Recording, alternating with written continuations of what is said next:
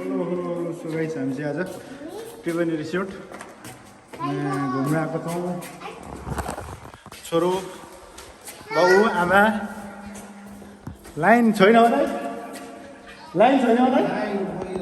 Line गएछ है अँधेरो छ कोठो। ल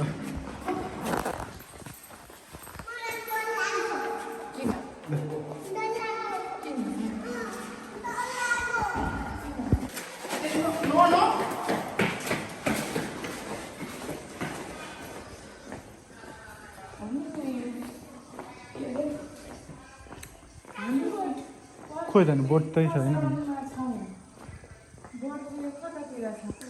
सो गाइस अब हामी चाहिँ यहाँ त्रिवेणी रिसोर्ट आएको होइन। जम्मै तिनजना छौँ हामी सँगै।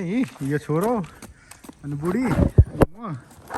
यस्तै छ है रिसोर्टको हालत चाहिँ। अब चुनाव सकिएपछिको अवस्था सुनसान। लास्टमा हाम्रो पनि 200 रुपियाँ गयो जस्तो लाग्यो। अब छैन मान्छे कोही पनि छैन है त। यस्तै छ है। लु नेपालको रिसोर्टहरू एकैजना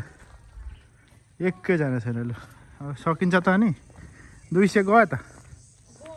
लु अब लागौँ। अब बोट पनि छैन। बोटै छैन। दुईजनाले के खेलाउँछ र होइन। हामी खास चाहिँ गर्मी भएर बोट खेल्नु लागेको। गर्मी भएर 200 टिकट काटेर आएको त 200 पनि अब लाग्यो माया मारेर। यस्तो छ नेपालको विकास।